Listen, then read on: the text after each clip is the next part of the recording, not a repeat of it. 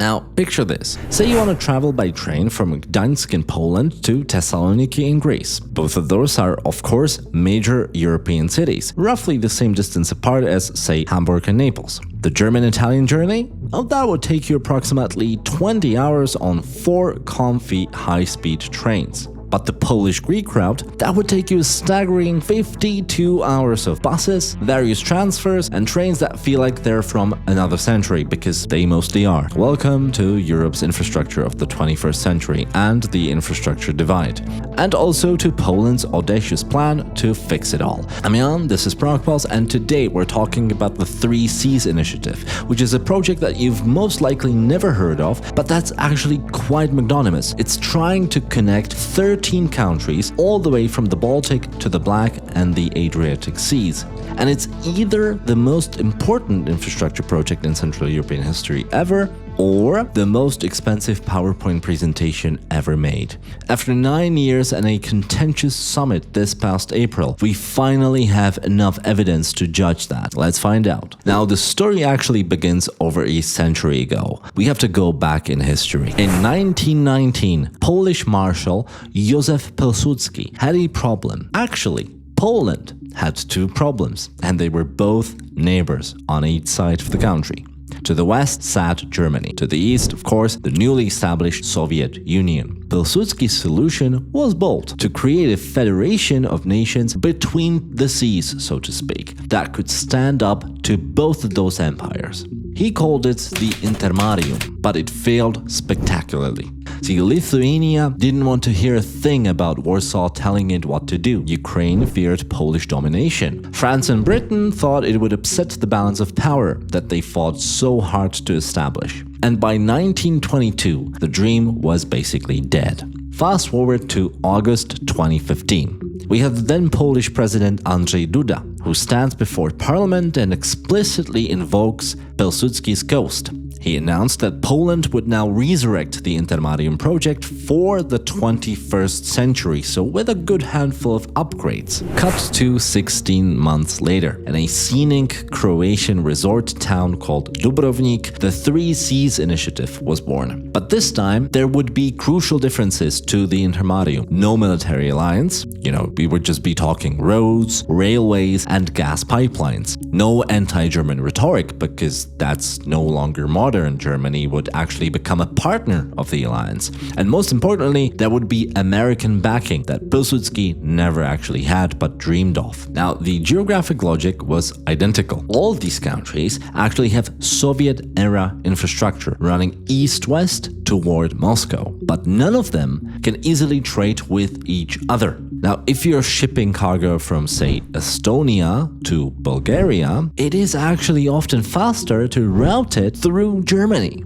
Now, geographically doesn't make any sense, but given the quality, or rather the lack thereof, of the infrastructure, it actually is faster to go that roundabout way. Now, the 3 Seas initiative promised to change all of that with a north-south axis, connecting all 13 members. And here's also where it gets interesting. See, the initiative created an investment fund in 2019 with a target value of 3 to 5 billion euros to leverage private capital for infrastructure projects, basically to use them to build high-quality infrastructure to make all those grandiose ideas that Duda had possible. Now, 9 years later, it has raised about 1 billion euros. Here's the problem, or actually there are at least 2 problems. First, Poland alone contributed 750 million euros, which is obviously 75% of the total. Romania added around 60 million, everyone else gave the minimum, which is 20 million, but some countries like Czechia, Slovakia or Austria didn't join the fund at all. And even if they had done, this would be just a literal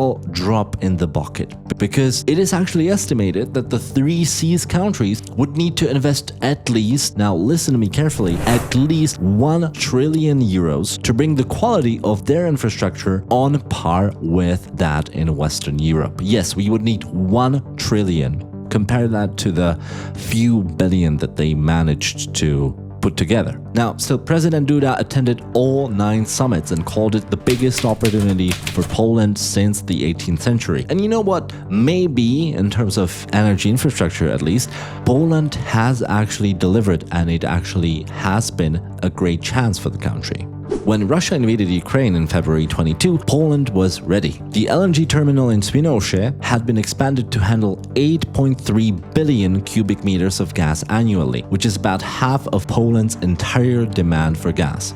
The Baltic pipe connecting Poland to Norwegian gas came online in late 22, just as Gazprom turned off the taps for Europe. The GIPL interconnector, which links Poland to Lithuania, opened in May 22, literally weeks after the invasion started, and that all ended decades of Baltic energy isolation and total dependence on Russia. Then we have Croatia, which built the Krk LNG terminal.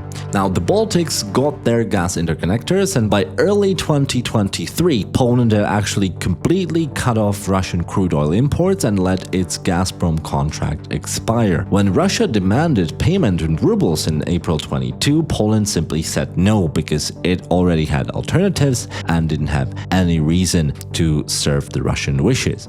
And this was the 3 Seas initiative's crowning achievement, actually. The north-south gas corridor actually began to work. But ask me about roads and railways and the picture gets much more embarrassing, actually. The so-called Via Carpathia, which is the flagship 3,000-kilometer highway which should link Lithuania all the way to Greece, has barely completed sections, and I'm being generous here. Poland's 712-kilometer portion won't actually finish until 26 or 27, and Poland is actually being the fastest there. Then we have Slovakia, which is targeting 2028 or 2030, but building in Slovakia has been painfully slow for decades, and deadlines for infrastructure projects are basically never met, so who knows when their portion is going to be finished. Romania and Bulgaria are aiming for 2030 at the earliest as well, and that all means that a realistic completion date for the full route of 3,000 kilometers is sometime in the 2040s, and maybe not even that. The so-called Rail Baltica is even worse. The high-speed railway connecting Tallinn to Warsaw has seen its budget quadruple from the originally estimated 5.8 billion euros to 23.8 billion, with a funding gap of up to 19 billion. So 19 billion of money that no one knows how to get. That, of course, means that the original 2030 completion target is now at least 5 years late. And again, we're being very optimistic here. And remember that investment fund, as I've said before, it's so severely underfunded. Remember, we would need 1 trillion and we barely have 10 billion now, that it's basically become a rounding error. Here's the fatal flaw. Private investors simply don't want to touch this project. Despite claimed returns of around 15%, major institutional investors have simply stayed away from the 3 Cs. Take the US. They pledged up to $1 billion in 2020. And that obviously got headlines in Europe.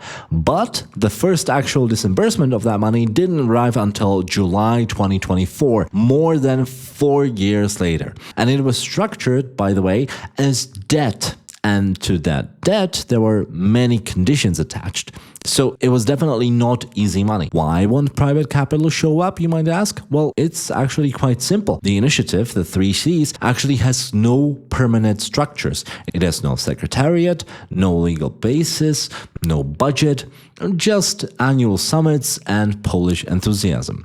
And yes, you might say that building a new structure just for the 3 Cs would be too much bureaucracy and that we all hate bureaucracy, and you might be right. But the problem is that if you don't have any structure and thereby no guarantee, investors simply don't like to pledge their money because they quite simply have zero guarantee that any of this will go forward. And for that, institutions and bureaucracy is actually beneficial. Anyway, the other problem also is that many different players, many different investors already do fund projects in the region, just under a different header. It's simply not clear what the initiative adds. And to all those problems, then came April 2025, the 10th anniversary summit in Warsaw that should have been a celebration of the whole project, but instead it actually exposed the initiative's fundamental problem that we've been talking on this channel forever now. And the problem is that the 13 countries don't actually agree on that much. They don't agree on what they're building or why they're building it or why they should be together in any sort of club in the first place.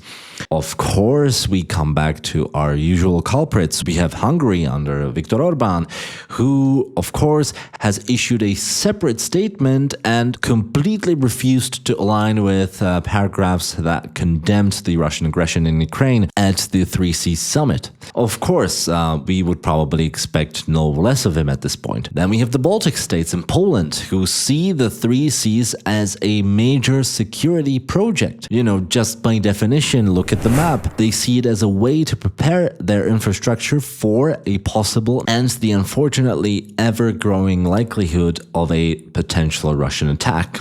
And Hungary, on the other hand, sees all of this as just an economic forum, and any sort of preparation against Russia is seen by Hungary as warmongering. Even Czechia, even though they have supported Ukraine firmly, unlike Slovakia or Hungary, even they viewed the 3Cs project initially just as a Polish sphere of influence, a thing that they have been fearful of, and as a result they still, for example, haven't joined the investment fund.